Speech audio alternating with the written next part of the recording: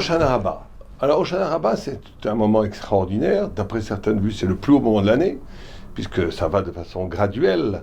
On a Elul, la préparation à Hoshana, Rosh Hashanah, le jugement, Kippour, le pardon, Sukkot, après la pureté de Yom Kippour, le mikvé de Yom Kippour, on rentre dans les ailes de la Shrina, et à la fin des ailes de la Shrina, juste avant peut-être Simchat Torah, effectivement c'est le plus haut, mais la nuit d'étude de Hoshana Rabbah, mais on ne sait pas très bien à quoi ça correspond. Or, ça correspond à quelque chose de fondamental dans la Torah. Alors, on va essayer de comprendre. On a une Gemara, dans Sukkot, même dans l'État Aleph. Qu'est-ce que c'est que ce minag, cette misva des Hoshana, des Haravot?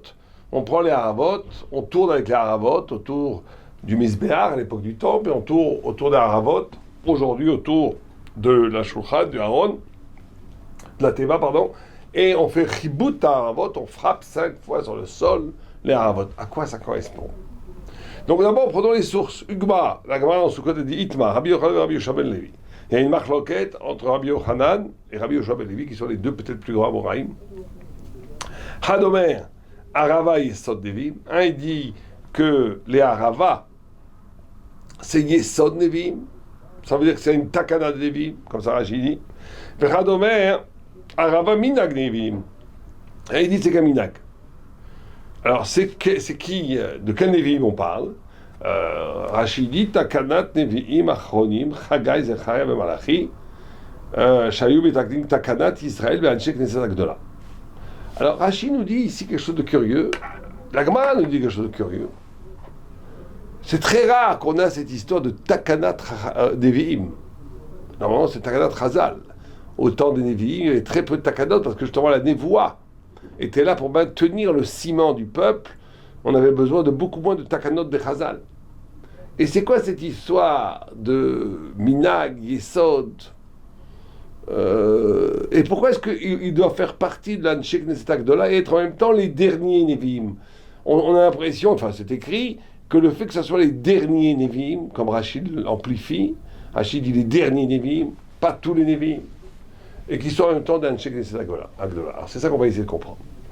Alors, le gars de Vilna dans Aderet Eliyahu, il dit une chose extraordinaire. Il rapporte ce message que tout le monde connaît, que les 4 minimes du Etrog, Lulav, Araba et Hadas correspondent à 4 catégories du peuple juif. Tam Vereach, celui qui a du goût, comme le palmier, celui qui a de l'odeur, comme la myrte, comme le Hadas, celui qui a les deux, comme le Etrog a les deux, il a du bon goût et il a en même temps une très belle odeur. Et celui qui n'a rien, la Arava n'a rien, ni odeur, ni odeur, ni goût. Et tout le monde comprend, enfin c'est le Midrash le dit, le Gaon explique amplement, qu'il s'agit dans le goût c'est le goût de la Torah, ça veut dire la notion de comprendre le tam, la raison profonde des choses. Le goût, c'est toujours une compréhension d'une profondeur de l'être. Et l'odeur, qui est la beauté dans l'air, la beauté de l'action, qui sont les mitzvot. Et il y a des juifs qui ont les deux, c'est le tzaddik, c'est l'étrog. Il y a des juifs qui sont faits pour étudier, ça ne veut pas dire qu'ils ne font pas, on ne parle pas de Picorous qui ne font pas Shabbat et tout, qui étudient à temps, on ne parle pas de ça. On parle de quelqu'un qui étudie toute la journée, qui fait les mitzvot minimales, mais qui n'investit pas son énergie dans le faire, mais plutôt dans la pensée, dans l'étude.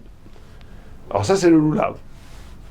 Et on a celui qui n'est pas tellement intéressé par l'étude, qui a du mal à étudier, mais qui adore exécuter les ordres de Dieu, qui fait les mitzvot, c'est le hadas. Et on a celui qui ne fait rien. Et le Gaon de Vilna dit que toute la notion de Sukkot, c'est d'unir ces 4 éléments du peuple juif. Et l'union se fait que les 3 premiers, il y a un igoud, ils sont liés, même si d'après Halakha, la maskana, on n'est pas obligé de faire un igoud, mais la minag, en tout cas, il faut qu'ils soient unis de façon plus forte. Et l'étrog, lui, est séparé et uni en même temps. Le tzaddik est en même temps séparé et en même temps uni en même temps, les deux en même temps. Ça veut dire que, vous savez que Karov, c'est les mêmes lettres que Krav. Ça veut dire que le tzaddik, il est loin. Il se bat contre tous les gens qui veulent déformer la vérité. Le tzaddik, il a toujours 2 ennemis.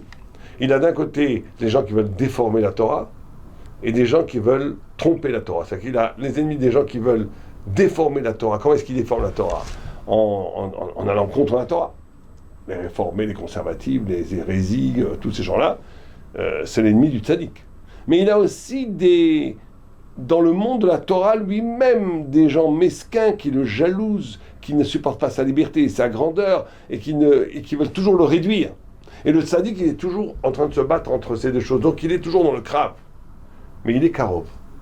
Karov, il est proche. Il est proche parce il se bat contre le mensonge à l'actif pour le bien de tout Am Israël et de toute l'humanité. Donc le Etrog, il est en même temps séparé et en même temps collé. Il est les deux en même temps. Et il dit le Gaon que cette union amène une kapara. Et ça, c'est très dur à comprendre. Le fait d'être le peuple d'Israël ensemble, responsables l'un pour l'autre, Elou mechapri ma Elou, ça veut dire que le tzaddik amène une kapara au rachat. Ou plutôt, l'Etrog amène une kapara à Arava. On ne parle pas, quand on dit la Arava, il dit le Gaon de Vilna, on parle de quelqu'un qui ne font pas les mitzvot et qui n'étudient pas la Torah, mais qui ne sont pas poresh minat tzibour. C'est-à-dire que quand il y a un jeûne, ils font le jeûne. Ils sont avec nous à Kippour. Et c'est un inyan très important. Il n'y a pas de Ta'anit Tzibour sans poché Israël. Mais si on parle de quelqu'un qui mange à Kippour du cochon et qui s'en fiche complètement de tout, on ne parle pas de lui. Lui, il est sorti du klal. On parle de quelqu'un qui est resté dans le klal, mais qui n'étudie pas, qui fait plein d'évérotes, mais qui reste quand même shayar au peuple juif. Et donc il y a ici quelque chose de très profond, dit le Gaon.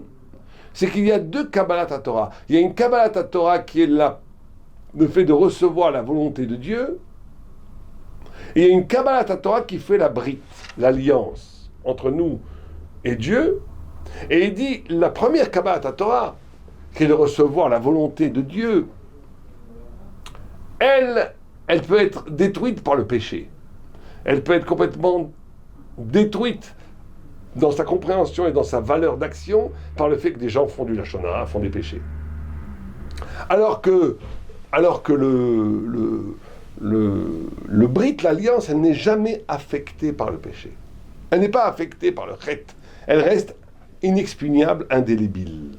Et cette kapara, elle est produite par le fait même que des juifs soient ensemble. Et ça, on va essayer de comprendre. C'est tout le inyan de Hoshana Rabbah, c'est cela, d'être ensemble dans la kapara, une deuxième kapara après Yom Kippour, qui se produit par le chibour, par l'union du peuple juif. Alors, il faut bien comprendre que ces quatre minimes,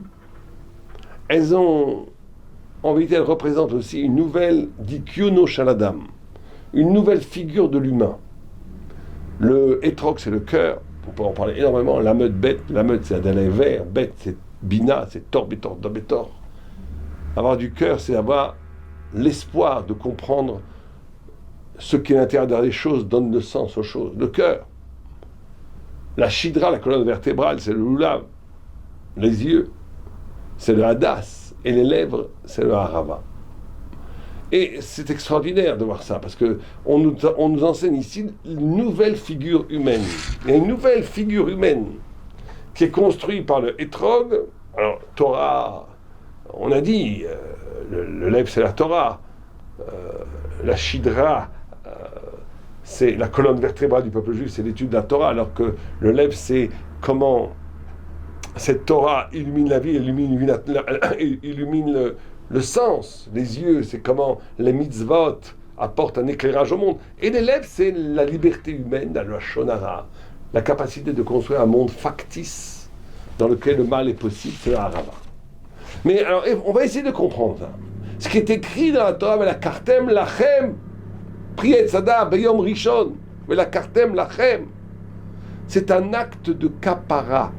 C'est-à-dire que le fait de prendre le loulav, c'est un acte non seulement qui amène l'expiation pour le peuple d'Israël, mais qui aussi dit, c'est que Hachem, il est mahalé, comme ça il dit le Midrash, je vous compte comme si vous avez monté ma shrina. Vous avez monté ma shrina. Alors c'est quoi l'histoire? Alors le Gaon, dans le même Aderet Eliyahu, il dit le 15 Tishrei, c'est un chita du Gaon. Sukkot, c'est pas simplement la Nana Kavod, c'est le retour, après qu'on a fait la faute du veau d'or, on a perdu les nuages de splendeur qui nous protégeaient, on les a perdus. Et après, Kippour, 5 jours plus tard, le 15 Tishrei, les Anané à Kavod sont revenus. Mais il s'est passé un phénomène extraordinaire, c'est que avant la faute Il y avait déjà les nuées de gloire qui protégeaient le peuple juif, mais personne ne les voyait. Les seuls qui les voyaient, c'était les Nevi'im, c'était les prophètes, dit le Gaon. Après le pardon de Kippour, les nuées de gloire sont revenues avec une telle force que non seulement tout le monde les voyait, même les pochés Israël, pas simplement les prophètes, même les gars qui n'étaient pas à grand niveau, ceux qui faisaient des fautes, mais même toutes les nations qui rencontraient Israël dans le désert voyaient un peuple extraordinaire qui montait d'Égypte, qui marchait seul dans le désert, avec sur leur tête une couronne de gloire, la présence divine des nuées de gloire.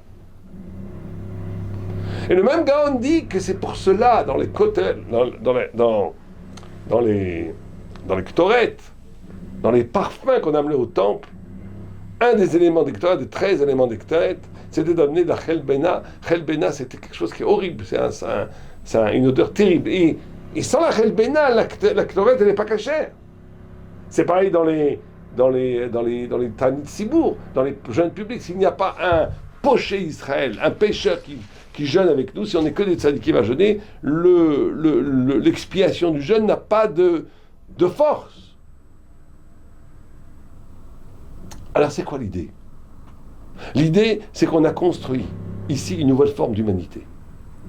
Ça veut dire qu'il y a une humanité qui est une humanité individuelle, ça c'est avant la Torah, avant Sukkot, avant Hoshana Rabbah, où chaque personne se doit, comme Avraham Avinu, Yitzhak, Yaakov, où chaque personne se doit d'essayer de comprendre, de chercher, de chasser la lumière, de s'approcher de Dieu.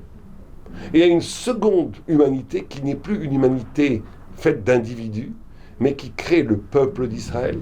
Et ce peuple d'Israël va avoir une identité tellement forte qu'elle va changer l'identité de chaque individu à l'intérieur du peuple d'Israël. Mais c'est une identité d'Israël qui est tellement forte qu'elle va donner un sens à la Chelbena, qu'elle va donner même aux pochés Israël seront essentiels à la constitution du peuple lui-même. Comme si on nous disait, un peuple ne peut pas être fait que de tzadikim. Un peuple ne peut pas être que de Nevi'im. Un peuple est fait de Nevi'im, de Benonim, de Rachaim. Mais du moment qu'ils sont mishtayer au peuple, alors ces Rachaim sont tellement constitutifs du peuple qu'ils ont un mérite de faire partir du peuple au point que Elou mechaprim al Elou, que les uns amènent le pardon sur les autres. Il faut bien comprendre cette idée parce que c'est l'essence même de Hoshana Rabbah. À la fin des Nevi'im, quand on a voulu construire le deuxième temple, il y a un texte dans Haggai où ils n'ont pas voulu construire le deuxième temple. Ils ont dit on ne construit pas le deuxième temple. Pourquoi? Parce que le deuxième temple, c'est de la rigolade. Le premier temple, on voyait Dieu apparaître, on voyait les miracles, on voyait la Shrina. Ici, le deuxième temple, il n'y a rien. Ils ont dit Koam Hashem Sevakot Lemor, Aham Mazé, ce peuple Amrou, Lo Hed Bo, le temps n'est pas venu, Hed Bait Hashem Livanot. On ne veut pas construire le temple. Et il explique, toutes les Befarchim, ils se disaient, parce qu'ils savaient qu'à l'Ifné à Géoula, il faut qu'il y ait des moftim, des miracles, d'une présence de Dieu. Le Beth Amikdash n'est Beth Amikdash que si on voit Dieu se manifester. Si c'est juste une maison symbolique, un temple symbolisant, c'est de la franc-maçonnerie, c'est pas la Torah, c'est pas la vérité. On ne peut pas avoir, c'est une religion, un temple où il ne se passe rien, il n'y a que les hommes qui travaillent, on ne voit rien. C'est rien, on ne peut pas. Ils ne voulaient pas construire le deuxième temple, parce qu'ils savaient que dans le deuxième temple, il n'y aurait pas les manifestations miraculeuses, comme dans le premier temple, les 10 miracles qu'il y avait dans le premier temple, où la fumée montait tout droit, où le vent ne pouvait pas la bouger, où il n'y avait jamais de moustique ni de mouche, autour des viandes, enfin toutes sortes de miracles, où le feu descendait du ciel, on n'avait pas besoin d'allumer pour manger la viande sur le misbéa, sur le tabernacle, etc., etc. Sur le misbéa, sur l'autel. Donc ils ne voulaient pas construire le temple. Parce que ce temple, c'est une areva. Il n'y a rien dedans. C'est une feuille de saule. Il n'y a rien. Alors regardez ce que Haggai, le dernier prophète, qui a fait le minag des Arabes, dit. Il amène, c'est sa prophétie, elle commence comme ça presque. Il dit, Amar Hashem, c'est là quand il dit Dieu. Odechad merdi ani Marie, je vais faire trembler les cieux et la terre. Le temps messianique est proche, même s'il est long dans le temps chronologique, chaque fois il est tout près. Il faut bien comprendre, le temps chronologique qui nous sépare du Mashiach n'est pas ne prend pas la mesure de l'intimité, de la proximité, de l'éminence du temps messianique. Il est là, il est à portée de main, le temps messianique. Et il dit, le texte continue, il dit Lia Kesef Eliazar, Lia Kesef Eliazar, Neum Hashem Tsevakot, Gadol yeh kevod habayit hazeh. Plus grand sera la splendeur, le kavod, l'honneur de ce deuxième temple. Mi bayit hazeh acharon mi harishon, du deuxième temple. Amar Hashem Tsevakot, dit Dieu, roi des armées. Umakom hazeh eten shalom neum Hashem Tsevakot. Et dans cet lieu-là, je donnerai la paix. Dit le Gaon, il dit une chose extraordinaire, il dit que Haggai nous enseigne qu'en réalité, le peuple juif ne voulait pas construire le deuxième temple parce qu'il ne voulait pas d'une maison vide du miracle de Dieu. Il ne voulait pas transformer la Torah en religion, la Torah en quelque chose de croyant, lié à la foi, à la disposition symbolique d'un lieu. Il voulait la proximité vivante du Dieu vivant. Or, c'était fini. On arrive à la fin de la prophétie, à la fin des miracles.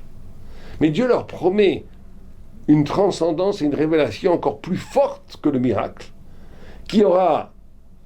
et c'est le début de la Torah Sheba'al Peh, c'est de la Torah orale, qui sera inhérente à votre corps. Vous comprenez ce que ça veut dire ici? C'est-à-dire qu'on passe ici à un niveau où Dieu dit, écoutez, construisez le deuxième temple.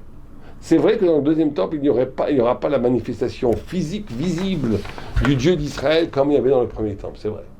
Mais je vous promets une présence divine encore plus grande que le miracle qui va tomber sur vous, sur votre corps, sur le corps glorieux d'Israël. Comment?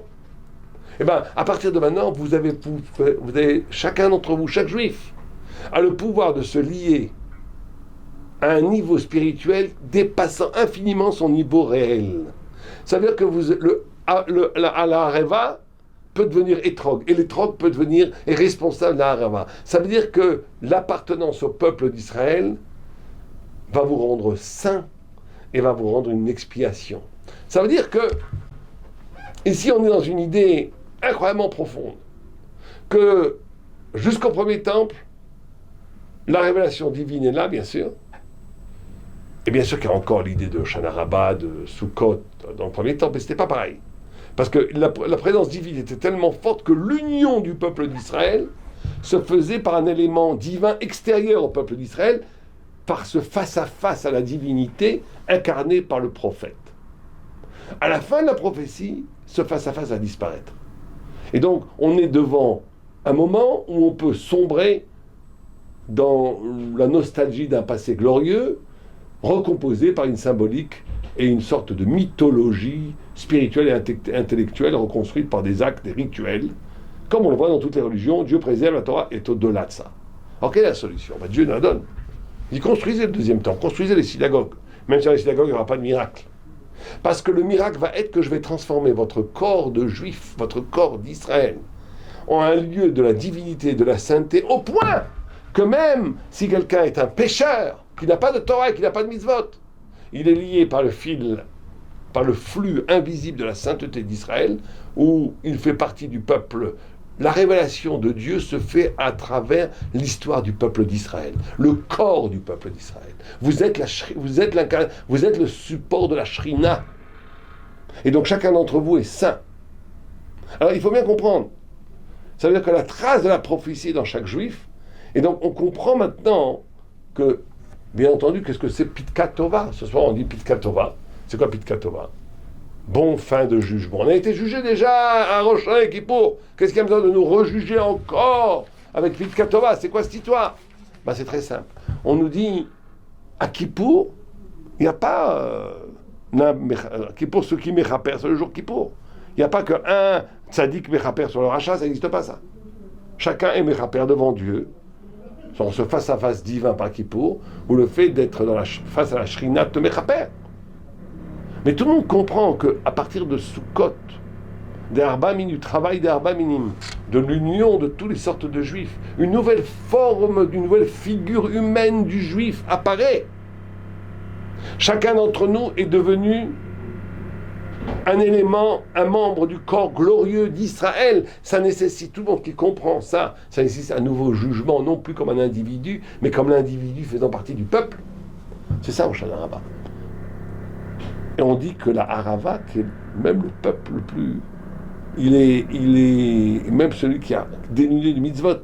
Comme les gens, quand vous priez à Kippour, vous voyez tout d'un coup des gens avec des chapeaux, des pays qui sont toute la journée étudiés la Torah. Juste à côté, un gars avec une chemise rose ouverte avec des poils qui sortent, une Magen David, et des bagues. On sent que le gars, il est passé sa vie en boîte de nuit. Mais il est là en train de prier avec toi. Il faut absolument, c'est magnifique. On a besoin de lui. C'est la Harava. Il s'identifie au peuple d'Israël. Il constitue par cela le peuple. Il rentre comme un des membres du peuple d'Israël. Un des membres du peuple d'Israël, c'est une nouvelle figure de l'humanité, une nouvelle figure du juif qui amène un nouveau jugement absolument nouveau, où chacun va être jugé non plus en tant qu'individu, mais en tant que membre du corps glorieux d'Israël. Et cette nouvelle figure humaine, elle est tellement nécessaire que certains disent que ça ne pouvait même pas être... Il y en a qui disent Halakha Moshe Missina, il y en a qui disent c'est un minag.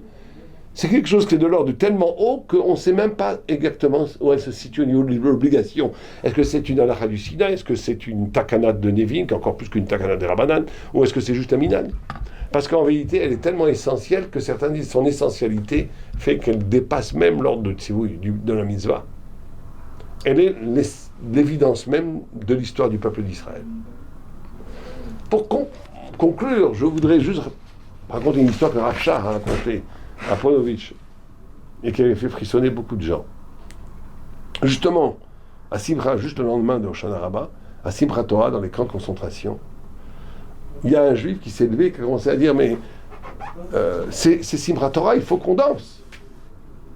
Ils étaient décharnus, ils étaient comme on voit les photos dans les camps de concentration, à peine pouvant se bouger. Ils étaient devenus corporellement des déchets humains. Et des anges magnifiques au niveau de l'âme, mais ils étaient très faibles. Et les Allemands étaient tout autour d'eux, ils marchaient même avec leurs chiens. Et ils ont dit, il faut que c'est Simchat Torah. Alors un, il a dit, mais on n'a pas de Teva pour tourner autour. Et l'autre, il a dit, mais on n'a pas de Sefer Torah pour te passer l'un à l'autre. Et l'autre a dit, on n'a pas de Rav. Et l'autre a dit, bon, on n'est même plus religieux, une partie. Et un, il a dit, mais c'est pas grave. On a la Shrina qui est là.